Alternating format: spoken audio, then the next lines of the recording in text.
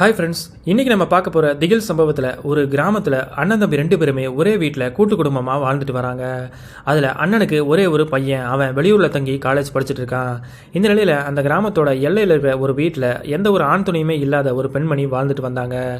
அந்த பெண் சடனாக நள்ளிரவு ஒரு நாள் அந்த கிராமத்தோட எல்லையில் இருக்கிற ஒரு ஆலமரத்தில் தூக்கு போட்டு தற்கொலை பண்ணிட்டாங்க அப்படிங்கிற விஷயம் கிராம மக்கள் எல்லாத்துக்குமே வந்து சேருது. அதை கேட்ட கிராம மக்கள் எல்லாருமே அதிர்ச்சி அடைகிறாங்க. அதுக்கான காரணம் என்ன அப்படின்னா, அந்த பெண்ணுக்கு சொந்தக்காரங்கன்னு யாருமே கிடையாது. பெருசாக அவங்க யாரு கூடயுமே பேச மாட்டாங்க. அப்படிங்கிறதுனால அந்த பெண்ணை பற்றின எந்த ஒரு விஷயமே யாருக்குமே தெரியாது. இந்த விஷயத்தை கேள்விப்பட்டு சாக்கான எல்லா கிராம மக்களுமே ஓடி போய் அந்த பொண்ணு தூக்கு மாட்டின இடத்துக்கு போகிறாங்க. அங்கே போய் அந்த மரத்துலேருந்து அந்த பெண்மணியை மீட்டுட்டு என்ன பண்ணுறதுன்னு தெரியாமல் அந்த கிராமத்தோட பஞ்சாயத்து தலைவராக இந்த நியூஸை சொல்கிறாங்க. அவருமே இந்த அந்த பொண்ணு யார் சொந்தக்காரங்களுமே வரமாட்டாங்களே, சடலத்தை வாங்குறதுக்கு யாரும் இருக்க மாட்டாங்க, அதனால் பேசாமல் அந்த பொண்ணை நம்மளோட சுடுகாட்டிலேயே எல்லா காரியத்தையும் பண்ணி புதைச்சிடலாம் அப்படின்னு முடிவு பண்ணிவிட்டு அந்த கிராமத்தோட அரசு மருத்துவருக்கு இந்த விஷயத்த சொல்லி இந்த அனாதை பொண்ணு இறந்து போயிட்டாங்க, அவங்களோட போஸ்ட்மார்ட்டம் முடிச்சுட்டு நம்ம கிராமத்துக்கே அனுப்பி வைங்கன்னு சொல்லிடுறாரு. அதே மாதிரி அந்த பணம் ஹாஸ்பிட்டலுக்கு ரீச் ஆகுதுங்க. அந்த பணத்தை போஸ்ட்மார்ட்டம் எல்லாம் பண்ணி முடிச்சுட்டு அந்த பஞ்சாயத்து தலைவர் சொன்ன மாதிரியே அந்த டாக்டர் அந்த பொண்ணோட சடலத்தை அந்த ஹாஸ்பிட்டலோட ஆம்புலன்ஸ்லேயே வச்சு துணைக்கு கிராமத்தை சேர்ந்த ஒரே ஒரு இளைஞர் மட்டும் அந்த பொண்ணோட சடலத்தை கூட உட்கார்ந்துருக்காரு. அந்த ஹாஸ்பிட்டலோட ஆம்புலன்ஸ் டிரைவர் அந்த ஆம்புலன்ஸ் எடுத்துகிட்டு அந்த பிணத்தோட அந்த கிராமத்தோடக்குள்ளே என்ட்ரி ஆகிறாரு. அப்படி வந்துட்டு இருக்கும்போது அந்த ஆம்புலன்ஸு கிராமத்தோட எல்லைக்குள்ளே வந்ததுமே சடனாக ஒரு கோயிலுக்கு ஆப்போசிட்டில் ஆம்புலன்ஸு நின்றுதுங்க. உடனே டிரைவர் இறங்கி எல்லாமே செக் பண்ணுறாரு. அவருக்கு எதுவுமே பிடிபடாததுனால எதனால் ஆம்புலன்ஸ் நின்றுச்சுன்னே தெரியலன்னு சொல்லி அவர் உடனே மெக்கானிக்கல் ஷெட்டுக்கு ஃபோன் பண்ணி ஒரு மெக்கானிக்கை வர சொல்கிறாரு. அங்கே உடனே கிளம்பி வந்த மெக்கானிக் அந்த ஆம்புலன்ஸை ஃபுல்லாக செக் பண்ணி பார்த்துட்டு, ஆனால் ஆம்புலன்ஸில் எல்லாமே கரெக்டாக தான் இருக்குது, எதனால் நின்றுச்சு அப்படின்னு எனக்கும் புரியல அப்படின்னு சொல்லிடுறாரு. என்னடா அது, ஒரு மெக்கானிக் செட்டில் வேலை செய்கிற பையனுக்கே என்ன ப்ராப்ளம்னு தெரியலையே, என்ன பண்ணுறதுன்னு சொல்லி ரொம்பவே குழம்பி போய் அங்கே நின்றுட்டு இருக்காரு. இதெல்லாம் பார்த்துட்டு இருந்த பூசாரி கோயிலுக்கு வெளியில் வந்து, என்னப்பா அது, கோயிலுக்கு முன்னாடி இப்படி ஒரு சடலத்தோடு நின்றுட்டு இருக்கிறியே, சீக்கிரமாக கிளம்பு அப்படின்னு சொல்கிறாரு. அதை கேட்ட அந்த ஆம்புலன்ஸ் டிரைவரோ, இல்லை சாமி, நான் கரெக்டாக தான் வந்துட்டு இருந்தேன், சடனாக இந்த ஆம்புலன்ஸு நின்றுச்சு, என்னன்னு பார்த்தா எனக்கு ஒன்றுமே பிடிபடலைன்னு சொல்லி தான் நான் மெக்கானிக் செட்டை வர சொன்னேன், ஆனால் மெக்கானிக் வந்து பார்த்துமே அந்த ஆம்புலன்ஸில் என்ன பிரச்சனைனே தெரியல, அதனால தான் என்ன பண்ணுறதுன்னு தெரியாமல் இருக்கும் அப்படின்னு சொன்னது கேட்ட அந்த பூசாரி, சரி ஒரு நிமிஷம் வர்றேன் அப்படின்னு சொல்லிட்டு கோயிலுக்குள்ளே போய் ஒரு சேவலை எடுத்துகிட்டு கையில் ஒரு அருவாளையும் எடுத்துகிட்டு வராரு. அந்த ஆம்புலன்ஸ் கிட்ட வந்ததுமே அந்த சேவலோட கழுத்தை வெட்டி அந்த ரத்தத்தை ஆம்புலன்ஸோட 4 பக்கமே தெளித்து விட்டுட்டு அதுக்கப்புறம் டோரை திறக்க சொல்லி அந்த சடலத்து மேலேயுமே கொஞ்சம் ரத்தத்தை தெளிச்சுட்டு இப்போ அந்த வண்டி எடு அப்படின்னு சொல்கிறாரு. இதையெல்லாம் பார்த்துட்டு இருந்த ஆம்புலன்ஸ் டிரைவருக்கு இதிலெல்லாம் பெருசாக நம்பிக்கை இல்லாட்டாலுமே கூட சரி ஏதோ சாமியார் சொல்கிறாரு அப்படிங்கிறதுக்காக அந்த ஆம்புலன்ஸை ஸ்டார்ட் பண்ண ட்ரை பண்ணுறாரு.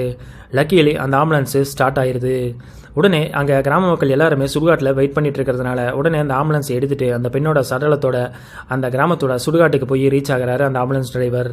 அங்கே போய் அந்த பொண்ணுக்கு பண்ண வேண்டிய எல்லா காரியத்தையுமே பண்ணி முடிச்சு அந்த பொண்ணை அங்கேயே புதைச்சிட்டு எல்லாரும் அவங்கவுங்க வேலையை பார்க்க ஆரம்பிச்சிடுறாங்க. அதுக்கப்புறம் ஒரு மாதத்துக்கு எந்த ஒரு பிரச்சனையும் இல்லாமல் தாங்க போயிருக்கு. கரெக்டாக 1 மாதம் கழிச்சு அந்த பொண்ணு இறந்த அதே நாளில் அந்த ஆம்புலன்ஸ் டிரைவர் பார்த்தீங்கன்னா ரத்த வாந்தி எடுத்து இறந்து போயிட்டு தான் அந்த கிராமத்தோட எல்லாருக்கும் நியூஸ் வருது. இதை கேள்விப்பட்ட எல்லாருமே ஒரு செகண்ட் அதிர்ச்சி ஆனாலுமே கூட அந்த ஆம்புலன்ஸ் டிரைவருக்கு பார்த்தீங்கன்னா குடிப்பழக்கம் இருக்கிறதுனால அவர் ரொம்ப வருஷமாக குடிச்சிட்டு இருக்கிற விஷயம் அந்த கிராமத்தை எல்லாருக்குமே தெரியும். அப்படிங்கிறதுனால ஒருவேளை இவர் குடிச்சு தான் இறந்துருப்பார் அப்படின்னு நினச்சி அவங்களே முடிவு பண்ணிக்கிறாங்க. அந்த ஆம்புலன்ஸ் டிரைவர் இறந்ததுக்கப்புறம் 1 மாதம் வரைக்கும் கிராமத்தில் எந்த ஒரு பிரச்சனையுமே இல்லாமல் தாங்க இருந்திருக்கு. அதுக்கு அடுத்த மாதம் அந்த பொண்ணு இறந்த அதே நாளில் அந்த பொண்ணோட சடலத்து கூட ஆம்புலன்ஸில் உட்காந்துட்டு வந்தார் பார்த்தீங்களா, அவரும் பார்த்தீங்கன்னா மர்மமான முறையில் இறந்து போகிறாரு. இந்த விஷயத்தை கேள்விப்பட்டவுமே கிராம மக்கள் எல்லாருமே கொஞ்சம் பயப்பட ஆரம்பிக்கிறாங்க. என்னடா அது, அந்த ஆம்புலன்ஸ் டிரைவரே இறந்துட்டாரு, இப்போ அந்த பொண்ணோட சடலத்து கூட உட்காந்துட்டு வந்தவர் இறந்துட்டாங்களே, இதுக்கும் அந்த பொண்ணோட ஆத்மாவுக்கு ஏதாவது சம்மந்தம் இருக்குமோன்னு டவுட் படுறாங்க.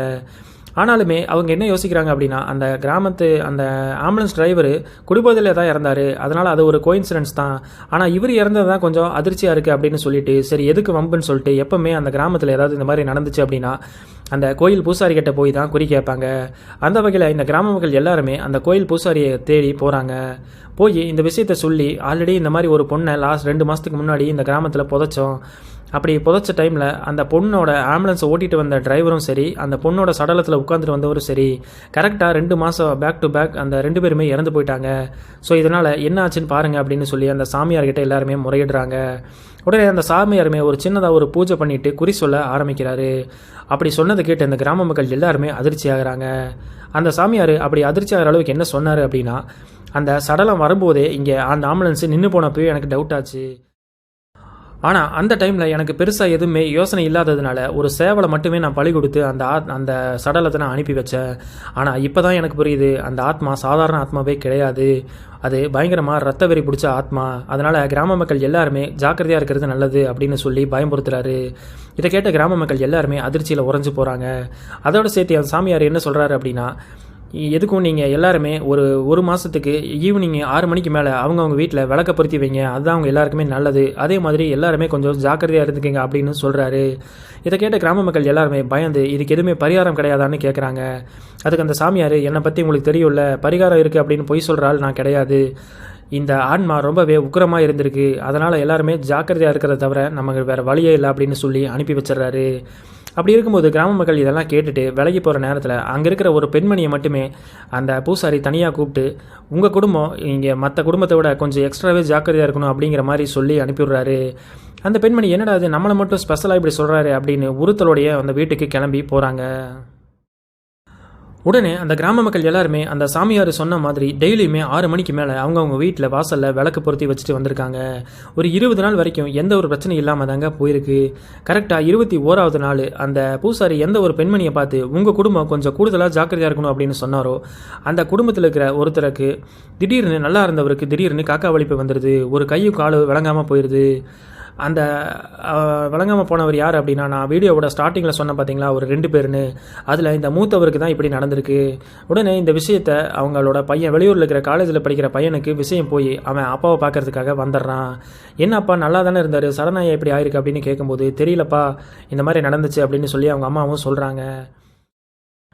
தன்னை பார்க்க வந்த மகன்கிட்ட அப்பா என்ன சொல்கிறாரு அப்படின்னா, தம்பி என் உடம்புக்கெல்லாம் எதுவுமே கிடையாது, எதுக்காக நீ காலேஜெல்லாம் லீவு போட்டு படிப்பை கெடுத்துக்கிற, அது இல்லாமல் நம்ம ஊர் கோயில் சாமியார் வேற நிறைய விஷயத்த சொல்கிறாரு, அதெல்லாம் கேட்குறதுக்கே பயமாக இருக்குது, நீ இந்த கிராமத்தில் இருக்காத, பேசாமல் ஊருக்கே போய் படிக்கிற வேலையை பாரு அப்படின்னு சொல்கிறாரு. அதை கேட்ட மகன், என்னப்பா உங்களை இந்த நிலமையில் விட்டுட்டு என்னால் எப்படி அங்கே போய் படிப்பில் ஃபோக்கஸ் பண்ண முடியும், உங்கள் உடம்பு சரியாகாமல் என்னால் காலேஜ் போக முடியாது அப்படின்னு மறுத்துறான். அதே மாதிரி அடுத்த ஒரு 10 நாளில் கிராம மக்கள் எல்லாருமே பயந்த மாதிரியே அவங்களோட அப்பாவுக்கு பார்த்தீங்கன்னா ரத்த வாந்தி எடுத்து திரும்பவும் அவர் ஹாஸ்பிட்டலில் அட்மிட் ஆகிறாரு. அப்படி அட்மிட் ஆகிற நாள் என்னன்னு பார்த்தீங்கன்னா, அந்த பொண்ணு இறந்த அதே நாள் தான்.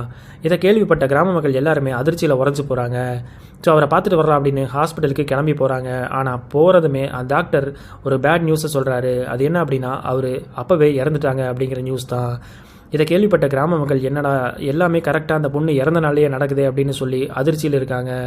அந்த பையனுமே அப்பா இறந்த சோகத்தில் அவங்க அப்பாவுக்கு காரியமெல்லாம் முடிச்சுட்டு வீட்டிலேயே அடைஞ்சு கிடக்கிறான்.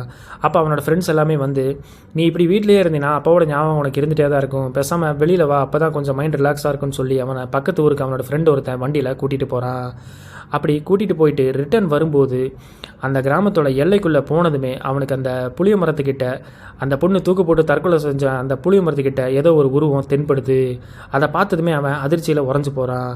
உடனே அவங்க அப்பா சொன்னது எல்லாமே ஞாபகம் வருது. அப்பா உயிரோடு இருக்கும்போது நீ இங்கே இருக்க வேண்டாம், பேசாமல் நீ இந்த ஊரை விட்டு போயிரு, இங்கே கிராமத்தில் நடக்கிறது எதுவுமே சரியில்லைன்னு சொன்னது எல்லாமே அவன் மைண்டுக்குள்ளே வருது. அதை கேட்டு அவனுக்கு பயம் அதிகமாகுது. உடனே அந்த வண்டியை ஃபாஸ்ட்டாக செலுத்துகிறான். அப்படி போயிட்டு இருக்கும்போது அந்த சைடு மிரரில் அந்த உருவம் திரும்பி தெரியுதா அப்படின்னு பார்க்குறான். அந்த உருவம் எதுவுமே தெரியலை. அந்த வண்டியை முடிஞ்ச வரைக்கும் அவன் ஃபாஸ்ட்டாக ஓட்டிகிட்டு போகிறான். ஆனால் அந்த வண்டியை ஓட்டிகிட்டு போகும்போது ஃபுல்லாக அவனுக்கு ஏதோ ஒரு அமானுஷ்யமான ஒரு நிகழ்வு நடக்கிற மாதிரியே ஒரு ஃபீல் ஆகுது. அப்படி போயிட்டு இருக்கும்போது யதார்த்தமாக அவன் வண்டியோட நிழலை ரைட் சைடில் பார்க்குறான். அந்த வண்டியில் மொத்தம் அவனும் அவனோட ஃப்ரெண்டு 2 பேர் மட்டும்தான் போயிட்டுருக்காங்க. ஆனால் அந்த நிழலில் 3 பேர் தெரியுறாங்க. அதை பார்த்ததுமே அவனுக்கு ரொம்பவே அதிர்ச்சியில் உறைஞ்சு போயிடுறான். ஆனால் இதை பற்றியெல்லாம் அவன் ஃப்ரெண்டுக்கிட்ட சொன்னான். அவனும் பயந்துருவான் அப்படின்னு சொல்லிட்டு முடிஞ்ச வரைக்கும் வண்டியை ஃபாஸ்ட்டாக ஓட்டிகிட்டு போய் வீட்டுக்கு போய் சேர்ந்துடலாம் அப்படின்னு மட்டும்தான் அவன் நினைக்கிறான். அப்படி போயிட்டு இருக்கும்போது சடனாக ஒரு வழியில் பார்த்தீங்கன்னா ஒரு பெரிய மலைப்பாம்பு இருக்கிறத பார்த்து வண்டியை முன்னாடியே நிறுத்திடுறான். உடனே அவன் ஃப்ரெண்டு என்னாச்சுன்னு கேட்குறான். இங்கே பாரு பெரிய மலைப்பாம்பு ஒன்று இருக்குது அப்படின்னு சொன்னதை கேட்டு அவன் ஃப்ரெண்டு 2 பேருமே பயத்தில் அப்படியே வண்டியை நிறுத்திடுறாங்க. இன்னொரு பக்கம் கண்ணாடியில் பார்த்தா பின்னாடி ஒரு பெரியவர் அவங்கள நோக்கி வர்றதை பார்க்குறான். அவங்களுக்கு பயம் அதிகரிக்குது. அந்த பெரியவர் வந்தவர், எதுக்கு தம்பி இங்கே வண்டி நிறுத்துறீங்க அப்படின்னு கேட்குறாரு. உடனே அங்கே பாருங்கய்யா, அங்கே ஒரு பெரிய மலைப்பாம்பு இருக்குது, நாங்கள் எப்படி போகிறது, அதனால தான் வண்டியை நிறுத்திட்டோம் அப்படின்னு சொன்னதை கேட்டு அந்த பெரியவர், அதெல்லாம் ஒன்றும் பண்ணாதுப்பா, இது ரெகுலராக இங்கே இருக்கிறது தான், நீங்கள் அப்படியே ஒரு ஓரமாக போனீங்கன்னா அது போயிடும் அப்படின்னு சொன்னதை கேட்டு அந்த பையன் 2 பேர்த்தையுமே திட்டி அங்கேருந்து அனுப்புகிறாரு. அவனும் அவர் சொல்கிறதுனால அப்படியே மெதுவாக வண்டியை செலுத்துகிறான். அவன் போகிறத பார்த்து அந்த மலைப்பாம்பு எதுவுமே பண்ணலை. திரும்ப அந்த மலைப்பாம்பை கடந்து அவங்க 2 பேருமே வண்டியில் முடிஞ்ச வரைக்கும் ஸ்பீடாக போய் அந்த வீட்டுக்கு ரீச் ஆகிடுறான். ஆனால் அவனுக்கு இந்த நடந்த விஷயம் எதுவுமே சரியாக படலை. வீட்டுக்கு ரீச் ஆனது அவங்க அம்மா கிட்ட நடந்த விஷயத்தை எல்லாமே சொல்கிறான். அதுக்கப்புறம் தான் அவங்க அம்மாவுக்குமே ஒரு விஷயம் பிடிப்படுது. ஆல்ரெடி உங்கள் அப்பா இறக்கறதுக்கு முன்னாடியே இந்த கிராம மக்கள் எல்லாருமே போய் குறி கேட்கும்போது அவர் பொதுவாக எல்லாருமே ஜாக்கிரதையா இருங்க அப்படின்னு சொல்லிட்டு எங்கிட்ட மட்டும் ரொம்பவே கேர்ஃபுல்லாக இருக்கணும் அப்படின்னு சொல்லி அனுப்புனாரு. அதனால் ஏதோ ஒரு விஷயத்தை அவர் மறைக்கிறாருன்னு நினைக்கிறேன், வா போய் கேட்போன்னு சொல்லிட்டு அவன் பையனையும் கூப்பிட்டு அந்த கோயிலோட பூசாரி வீட்டுக்கு அவங்க கிளம்புறாங்க. ஸோ இவங்க வர்றதை பார்த்தா பூசாரிக்கு தெரிஞ்சிருச்சு, இவங்க அதை தான் கேட்க வராங்க அப்படின்னு சொல்லிட்டு. அதே மாதிரி அந்த பெண்மணி வீட்டுக்கு வந்து இந்த மாதிரி அன்றைக்கி என்கிட்ட நீங்கள் கொஞ்சம் கேர்ஃபுல்லாக இருக்கணும்னு சொன்னீங்க, மற்றவங்களுக்கெல்லாம் எதுவுமே சொல்லாமல் எனக்கு மட்டும் அப்படி சொன்னீங்க, ஸோ நீங்கள் எதையும் மறைக்கிறீங்க, நீங்கள் சொன்ன மாதிரியே என் ஹஸ்பண்டு இறந்து போயிட்டாரு, அதனால் எதுவாக இருந்தாலும் பரவாயில்ல எனக்கு எதுவுமே மறைக்காமல் சொல்லுங்கள் அப்படின்னு கேட்குறாங்க. அதை கேட்டு அந்த சாமியார் அந்த விஷயத்த சொல்கிறாரு. அவர் சொன்ன விஷயத்தை கேட்டு அந்த பொண்ணும் சரி அந்த பையனும் சரி அதிர்ச்சியில் உறைஞ்சு போகிறாங்க. அப்படி அந்த பூசாரி என்ன சொன்னார், அந்த இறந்த பெண்ணுக்கும் இவங்களோட கணவருக்கும் என்ன சம்மந்தம் அப்படிங்கிறத பற்றியெல்லாம் தெரியணும் அப்படின்னா என்னோடய சேனலை சப்ஸ்கிரைப் பண்ணி வச்சுக்கோங்க. அடுத்த வீடியோவில் மீதி கதையை பார்ப்போம்.